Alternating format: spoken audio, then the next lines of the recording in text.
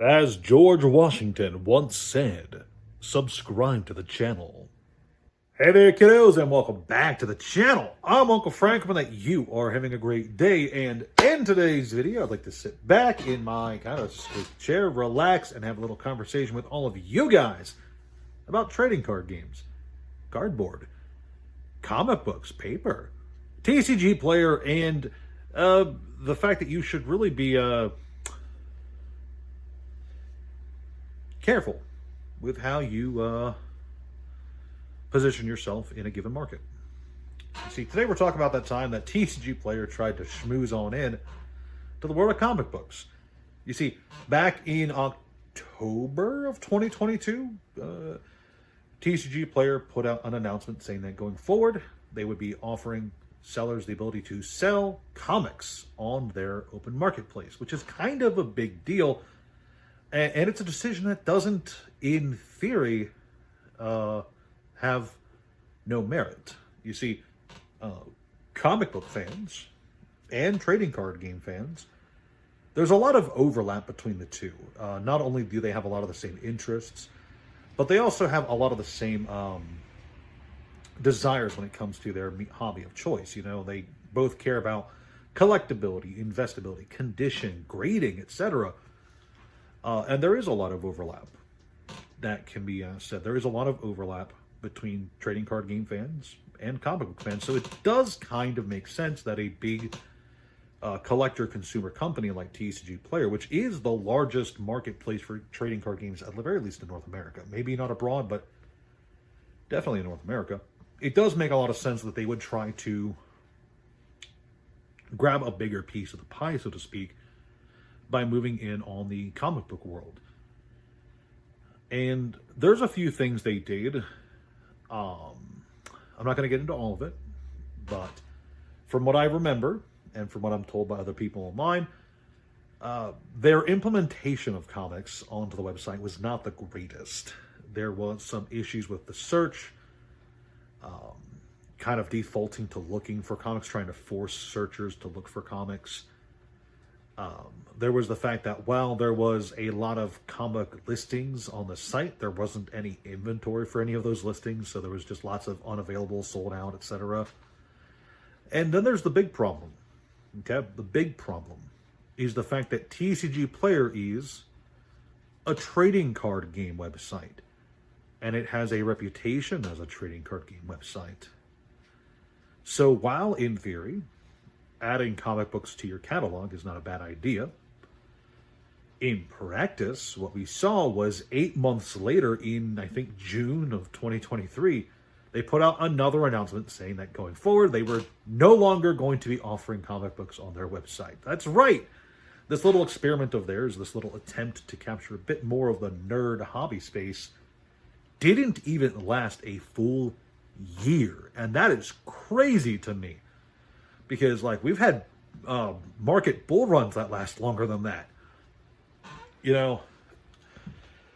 And a lot of it comes down to, look, there's a lot of reasons for this not working out. Yes, the implementation wasn't the greatest, right? TCG Player did not do the best job they could have done when it came to adding comic books to their website. There's other YouTubers out there, especially like comic book fans, who've commented on this in the past.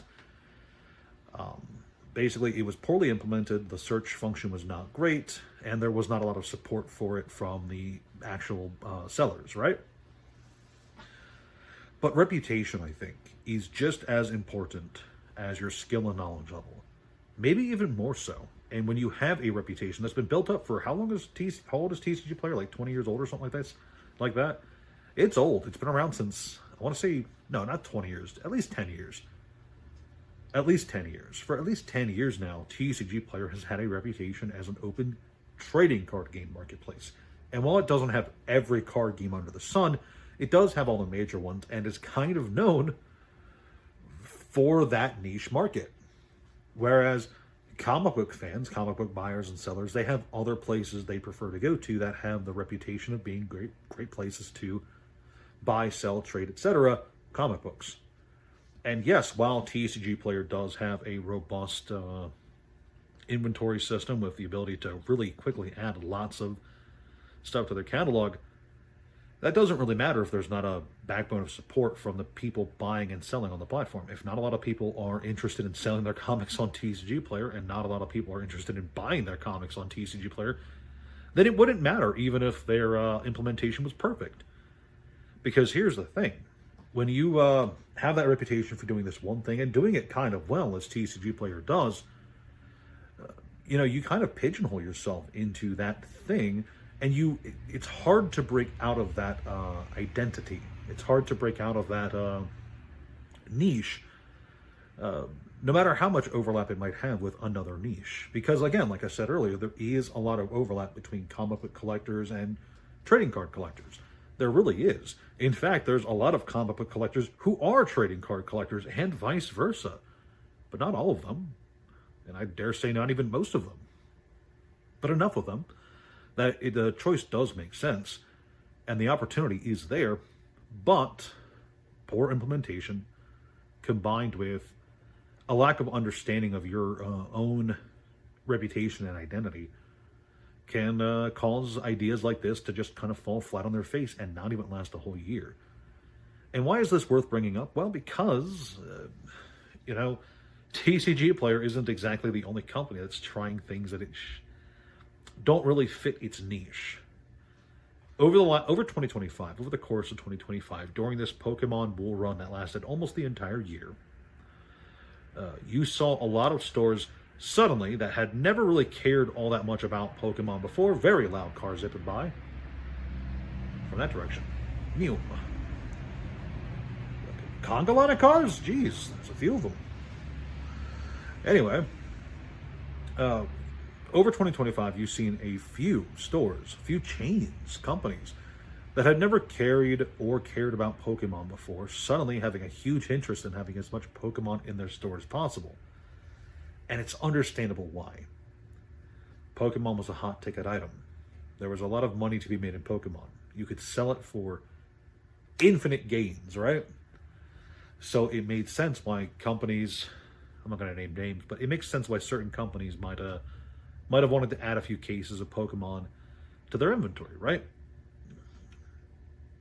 But the more you saw that online, you saw most people just kind of making fun of them for it, mocking them for it, knowing that in a year or two's time, they would definitely not be carrying Pokemon.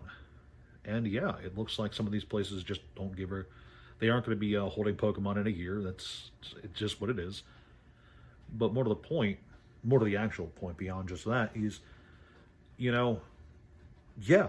if you're someone who's trying to make a business in the world of collectibles and you have built a reputation for one kind of thing, you're a super big Yu-Gi-Oh guy, right? If you have a huge Yu-Gi-Oh collection and you have hundreds of videos on a channel dedicated to showcasing your Yu-Gi-Oh collection, you have in-depth pictures and videos of your collection, you do whole set breakdowns and all that jazz, and you've been doing this for years, it's going to be really hard for you to suddenly break out into Pokemon or Magic and have that lots of cars tonight, jeez. It's going to be hard for you to break out of that niche and have an audience from whatever you're trying to break into suddenly show up. And, I feel like that's just really what I want to talk about is, reputation matters. The niche you've kind of placed yourself in over time matters. And, for what it's worth, on this channel, I know I talk about card games a lot, but I do try and talk about other things just that I don't get pigeonholed into being another card game channel. I do talk about Pathfinder, I do talk about anime and video games from time to time, Dungeons and Dragons, Conan, I'm missing Conan, and I talk about comics from time to time, but it is hard to escape the niche that you kind of build up for yourself, especially if you're not careful. And that's part of why I try to make this is a hobby channel, so I try to add variety to my videos to show off all the hobbies I'm interested in, because there is a lot.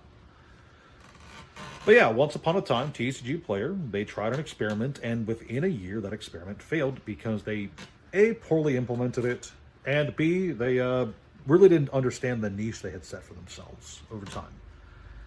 That's really all it is. That's really all I want to talk about today. Just give you guys a bit of a weird history lesson and talk about what you can learn from it. And I guess complain about all the cars that are zipping by tonight. It's a lot, actually. Whatever. It is what it is. If you guys liked this video, please like, share, subscribe, leave a comment down below if you feel so inclined. Check out the Discord, check out the Patreon, yell at those cars for me, and I'll see you guys in the next video.